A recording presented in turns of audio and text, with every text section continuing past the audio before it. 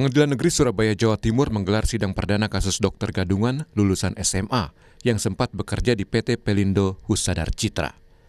Aksi dokter gadungan itu terbongkar setelah 2 tahun menjalankan aksinya.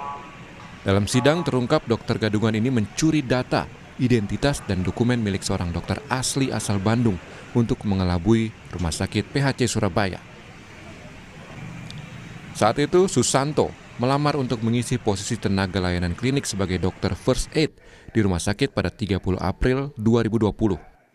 Ia kemudian ditugaskan sebagai dokter di klinik K3 PT Pertamina Wilayah 4 Cepu yang dikelola PT Pelindo Husada Citra.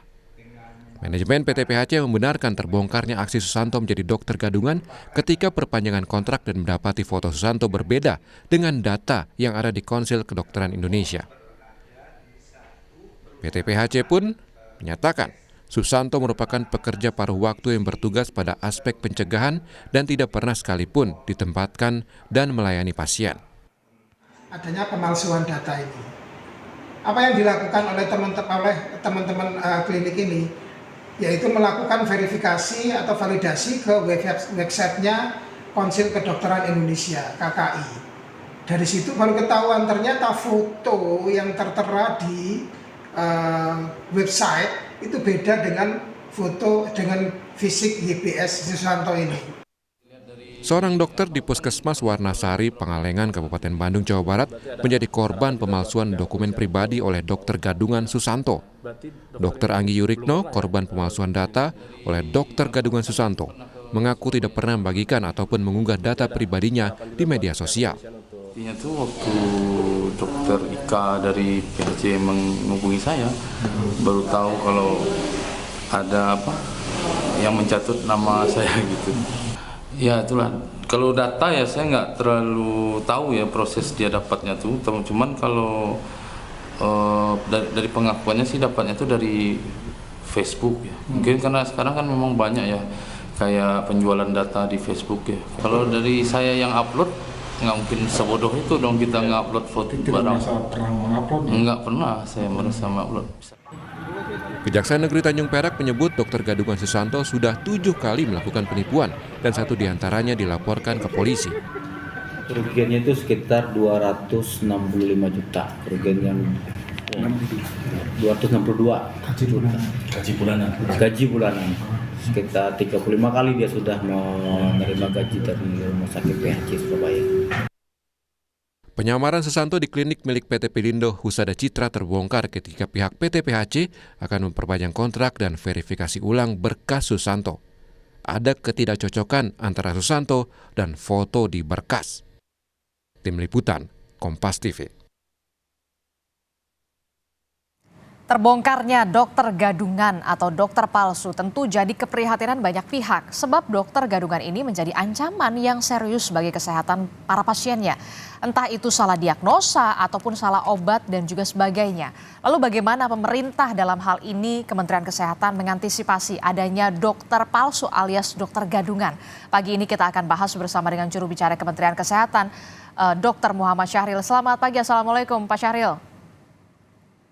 Ya, selamat pagi. Waalaikumsalam. Salam sehat semua. Salam sehat, Pak Syahril. Pak Syahril ini, ancaman betul bagi pasien. Tentu saja ada dokter gadungan, bahkan ini 2 tahun pernah jadi dirut, residivis 20 bulan penjara dalam kasus yang serupa. Apa langkah yang akan dilakukan oleh Kementerian Kesehatan dan juga ID? Ya, terima kasih. Yang pertama kita menyampaikan rasa keprihatinan ya. Artinya hal ini terjadi padahal kita saat ini sedang melakukan transformasi kesehatan di mana kita harus senantiasa menjamin mutu dan keselamatan layanan kepada masyarakat. Itu yang pertama. Nah, kalau sampai ada yang melakukan seperti ini, prihatin bagi kita. Nah, Mbak, sebetulnya dari pemerintah dalam hal ini Kementerian Kesehatan sudah mengatur sangat jelas ya. Sangat jelas, apalagi dengan ada undang-undang kesehatan ini disertai dengan ancaman.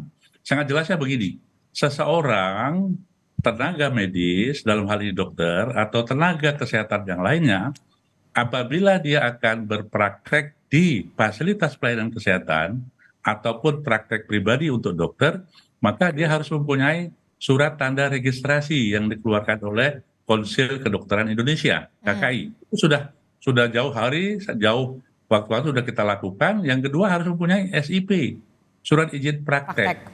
Jadi walaupun dia punya STR, tidak mempunyai SIP, nggak boleh berpraktek. Ya, itu udah jelas, baik praktek pribadi maupun praktek di klinik, termasuk juga di rumah sakit. Nah, ancaman-ancaman yang bisa dilakukan melalui undang-undang ini adalah kepada yang pelaku, ya, yang tidak mempunyai STR atau SIP, dia dituntut. Oke, Ya.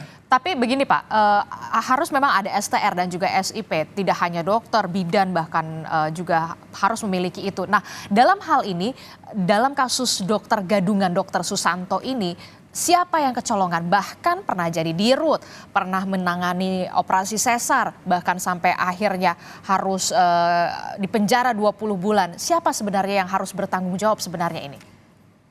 Ya, kalau kami memberikan suatu komentar dan penegasan bahwa hal ini pertama dilakukan oleh Susanto itu, berarti dia harus kriminal karena dia melakukan penipuan, ya, dengan data yang palsu. Yang kedua, karena Susanto ini kan dipekerjakan di rumah sakit atau di fasilitas pelayanan kesehatan termasuk klinik, maka harusnya rumah sakit atau fasilitas pelayanan kesehatan termasuk klinik harus melakukan suatu selektivitas yang tinggi. Jadi dokter itu nggak gampang loh Pak ya.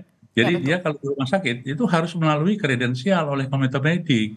Benar nggak dokter ini mempunyai kemampuan kompetensi yang sesuai dengan kompetensi dan tidak? Betul nggak ijazahnya dan seterusnya? Sehingga berlapis persyaratan ini sebetulnya itu sudah menjadi alat bagi kita untuk menjamin mutu dan keselamatan. Nah, kalau hal ini terjadi, maka kan sudah diselidiki nih Mbak ya, penyidik akan menetapkan nanti siapa sih yang sebetulnya akan menjadi tanggung jawabnya. Jadi gitu Pak. Oke, nah kalau kita perhatikan kan ya, ini juga sebenarnya di tahun 2008 bahkan dia sempat menjadi dirut di salah satu rumah sakit, kemudian pernah juga di penjara, merupakan residivis di kasus yang serupa. Kalau kita melihat ini, bagaimana kemudian seharusnya, apakah nanti akan ada bersih-bersih di internal, akan ada audit secara menyeluruh supaya kejadian ini tidak akan terulang lagi atau seperti apa Pak Syahril? Ya, yang pertama dengan Undang-Undang Kesehatan nih Mbak ya, jadi seluruh surat tanda registrasi itu melalui online dan tercatat di Konsil Kedokteran Indonesia. Artinya seluruh dokter, termasuk dokter spesialis ada data di sana.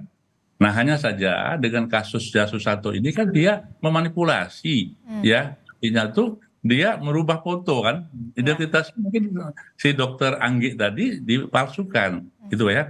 Itu yang pertama. Yang kedua, sudah ditegaskan seluruh fasilitas pelayanan kesehatan harus melakukan screening dengan baik, melakukan kredensial dengan baik, memastikan orang-orang atau dokter-dokter yang berpraktek di situ betul-betul sesuai dengan kompetensi dan memang dia asli, bukan gadungan lagi.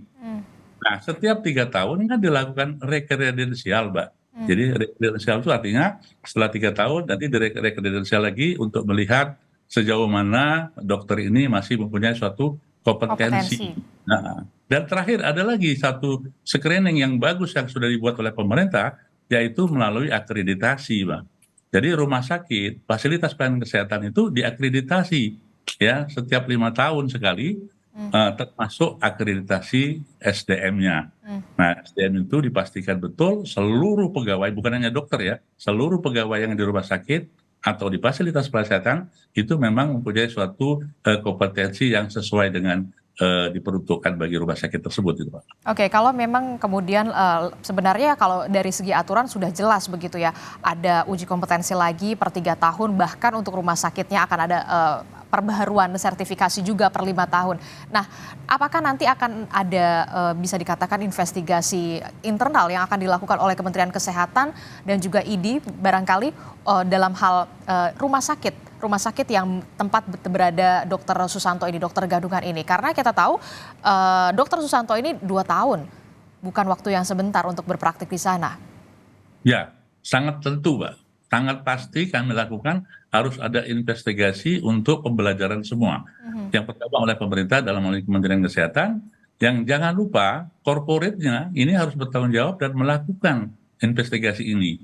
Yang kedua adalah dinas kesehatan yang mengeluarkan perizinan bagi rumah sakit maupun bagi tenaga kesehatan. Kan izin SIP itu kan dari dinas kesehatan, Pak. Kesehatan, iya betul. Harus dilakukan, ya itu pemerintah daerah dalam hal ini gitu ya. Oke, berarti tidak hanya kemudian rumah sakitnya, tapi juga Dinkesnya juga kemudian harus ada bisa dikatakan evaluasi dan audit yang menyeluruh. Nah, ini kan kalau kita memprihatinkan ya, kemudian dokter gadungan. Nanti seperti apa, apalagi dia pernah melakukan operasi sesar yang kemudian akhirnya di situ baru terbukti grogi bahkan salah. Ini tentu saja merugikan bagi kita, bagi pasien. Tanggapan dari Kemenkes sendiri seperti apa?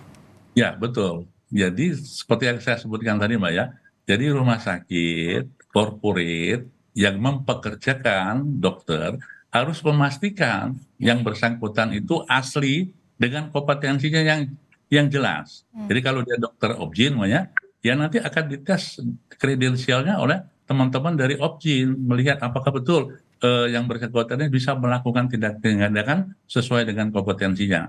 Dokter jantung, dokter bedah.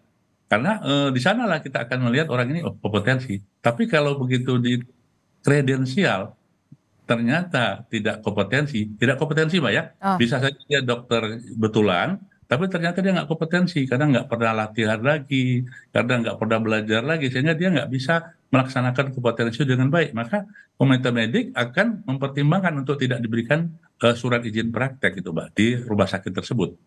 Oke, jadi bisa dikatakan Vaskes yang saat ini Dr. Susanto berpraktik begitu ya, di 2 tahun belakangan ini bisa dikatakan kecolongan begitu?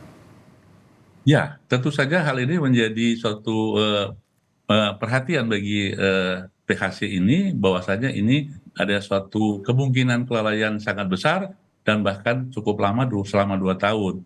Walaupun kemarin cukup gesit untuk dilakukan akan kontrak baru, ternyata tidak sesuai.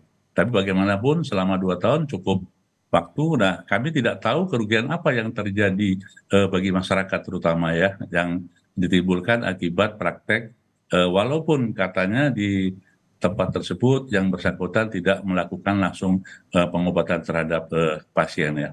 Oke, terakhir Pak Syahril, apa yang harus kemudian diperhatikan dari segi rumah sakit dan juga kita sendiri sebagai pasien? Tentunya ini saya jadi agak takut-takut begitu ya, jangan sampai kemudian jangan-jangan ada